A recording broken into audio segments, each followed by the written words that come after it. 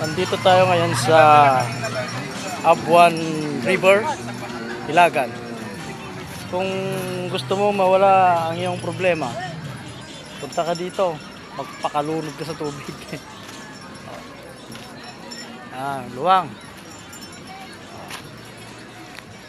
Ayan. Sa mga gustong pumunta dito, 3 oras na tinakbo namin. Quirino to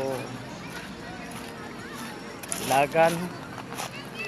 Pagdating mo sa Ilagan sentro, malayo-layo pa dito sa Abuan River kay Katuro.